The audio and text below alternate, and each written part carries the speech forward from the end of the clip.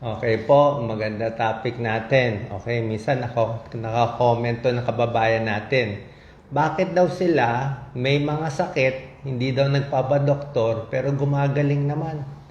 O, walang pera pang check-up, pero kusa naman daw gumaling yung sakit nila. Paano daw to nangyari? Pwede ba yon gumaling nang hindi ka nagpapa-check-up? Explain natin. Okay? Merong mga 11 na bagay na makakatulong sa'yo gumaling ng kusa. Okay? Siguro baka nanonood ka lang ng video ko, gagaling na. Pero syempre, mas maganda pa rin magpa-check sa doktor. Pero merong mga pagkakataon, talagang gagaling ng kusa yung katawan natin. Tingnan natin ha. Number 1, kung ang sakit mo tinatawag na self-limiting illness. Pag self-limiting illness, kusa talaga gumagaling yung sakit na yon. Palagay natin sipon. May sipon. Ang sipon, usually 2 days, 3 days, 4 days, gagaling na yun. Kaya meron kang trangkaso. Diba? Trangkaso, nilagnat, 2 araw hanggang 5 araw. Simpleng trangkaso, gagaling rin dapat yon. Inom ka lang maraming tubig, bibili ka over-the-counter paracetamol. Minsan, hindi mo na kailangan magpa-check up doon. Yung mga may gastritis, nangangasimang sikmura. Kung sanay ka na dito sa nangangasim sikmura mo, yung mga payo ko, kakain lang ng saging, inom lang ng mainit na tubig, bawas stress, gagaling na rin ng kusa. Yun eh. Yung mga LBM, nagtatae, self-limiting rin to. Ibig sabihin, pahinga lang, rest lang, gagaling din. Okay? So baka yun lang ang dahilan. Number 2, pwede ito yung natural course ng sakit. Kaya ka gumagaling. Ibig sabihin, ganun lang talaga yung sakit. Palagay natin, napilay ka. O natapilok, napilay. So, mga 1 linggo, 2 linggo yon, mamamaga. Pero gagaling din ng kusa. Basta walang bali yung buto. Di ba? O may nervyos, nagpapanik, may problema sa bahay. Di ba? May problema sa boyfriend.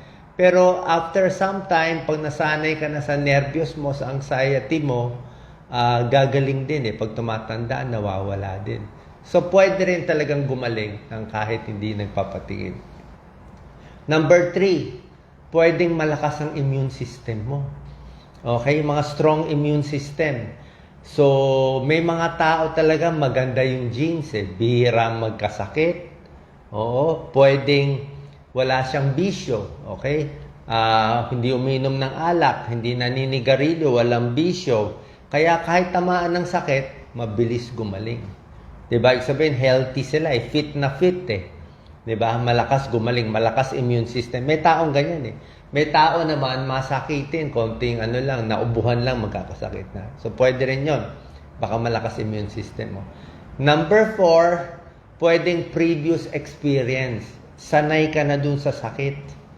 Okay, sanay ka na dun sa sakit, kaya kaya mo na siya. Palagay natin, sumakit likod mo, o nagbuhat ka, tapos pinapahinga mo lang, pinamasahe mo, sanay ka na dun eh. O na stiff neck ka, pinamasahe mo lang to, gumaling na. O minsan na frozen shoulder, hindi nataas yung kamay, pero alam mo na. So pag alam mo na paano pagalingin yung katawan mo doon sa mga simpleng sakit, kahit yung mga panic attack, pag natuto ka na, yung mga pilay, yung mga konting sakit-sakit sa katawan, dapat kakayanin mo na yun.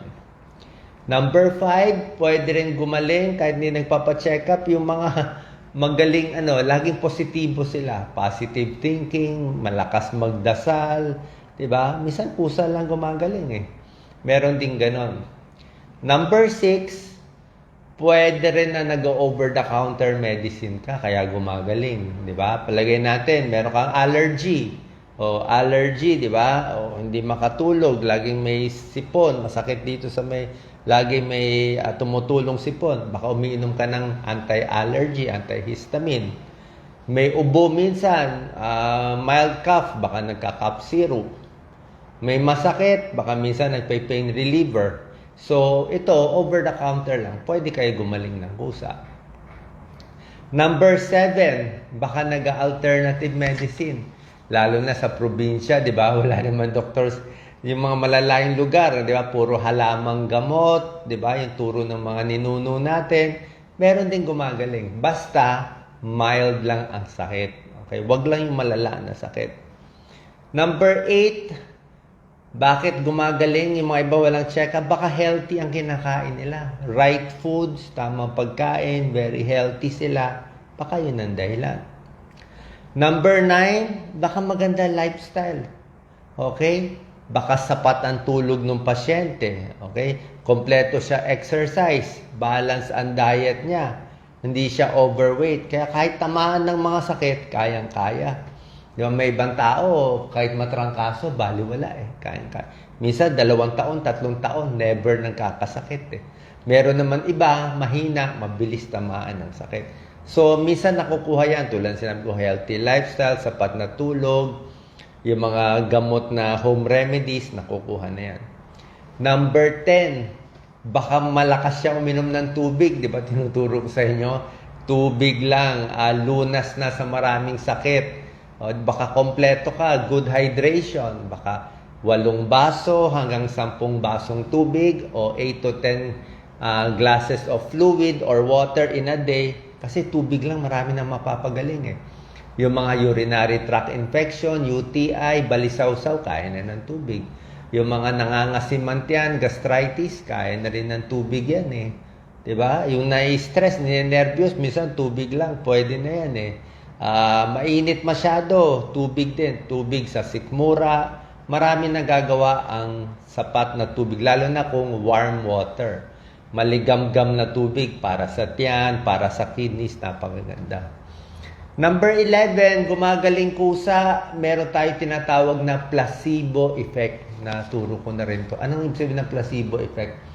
Kasi yung katawan natin, ginawa yan ng Diyos na para gumaling ka talaga eh. Diba?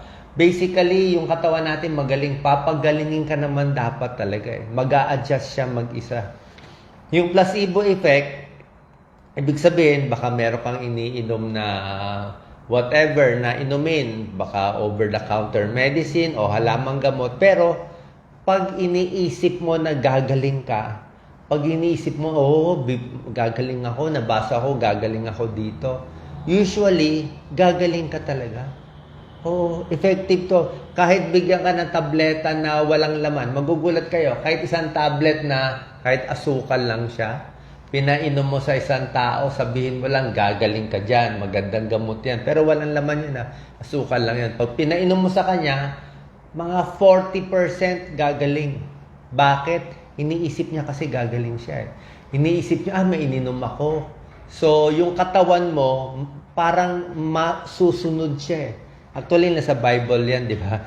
Sa Bible, sabi yan eh, di ba? Parang, if you believe it, parang if you believe that it will happen, it will happen. Pag kung ano yung faith mo na gagaling ka, gagaling ka. Kasi magaling yung katawan natin eh.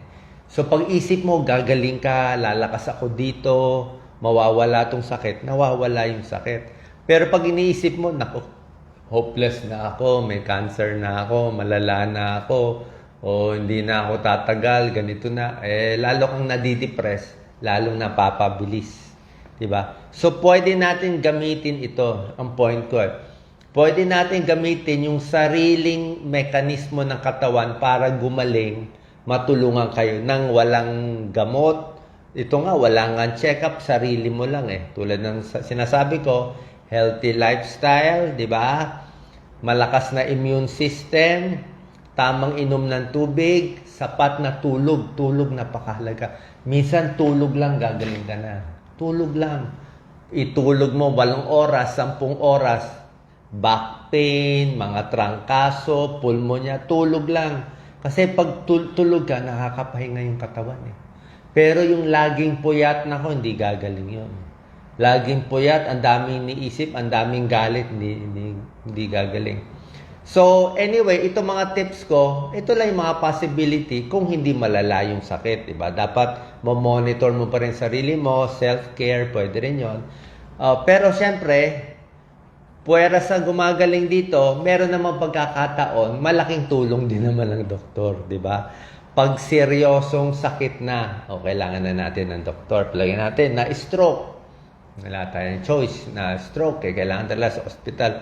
Na heart attack, appendicitis o operahan, o yung mga ganyan, gallbladder o operahan, 'di ba? Yung mga check-up may tulong din naman. Yung maintenance na gamot, kailangan mo rin magpa-check kahit minsan. Kasi yung maintenance, napakahalaga eh. Yung mga blood pressure, kaya mo i-check mag-isa. Yung blood sugar, kaya mo rin i-check mag-isa. Cholesterol mo. Yung urinalysis, ma-check ang kidneys, kaya mo rin gawin. Pero yung mga maintenance, syempre, kailangan din magpa-check sa doktor. So anyway, in-explain ko lang sa inyo, ano tong mga magagawa nyo, lalo na kung kayo ay overseas worker, mag-isa lang, wala kayong mapuntahang doktor, o walang pera talaga pampa-check up, o hindi kaya, o minsan nagpa-check up na kayo sa doktor, parang hindi rin kayo happy. Marami din kasing mga sakit na kahit magpa-check ka sa doktor, parang may mga sakit, mahina rin ang gamutan ng doktor. Okay? May mga sakit na hindi ganun kagaling din yung medicine. Palagay natin irritable bowel syndrome. Meron ako irritable bowel. O kahit magpa-check ako sa doktor, walang makuhang magandang gamot sa irritable bowel. Ano yan? Yung mga stress-related. Kahit yung mga depression, pwede yung antidepressant, pero hindi ka rin magiging happy masyado, even with antidepressant. Talagang sarili mo pa rin, psychology, marami pa rin talaga. So may mga sakit na hindi ganun kagaling ang medisina. Pero merong mga sakit, kayang-kaya ng mga doktor. Let's say, high blood, mataas. O kayang-kaya babayan. Diabetes, maganda rin. Cholesterol, maganda rin. Yung mga opera, yung mga pulmonya, may antibiotic, yun, malaking bagay. May UTI, may bacteria, may antibiotic. So may mga sakit, maganda doktor. O yung mga opera, yung mga serious. Pero itong mga sakit-sakit sa katawan, yung mga mental health issues, yung mga stress-related, anxiety-related, minsan mahina ang gamutan So, yun lang po, para magkaroon kayo ng idea. Bakit yung iba hindi nagpapatingin? Siguro may tulong din yung mga videos natin. More than 5,000 na videos natin. Siguro pag pinanood nyo to, matuto kayo paano alagaan yung sarili nyo, mas gagaling kayo, mas makakatipid pa kayo. Salamat po. Share po natin sa ating kababayan.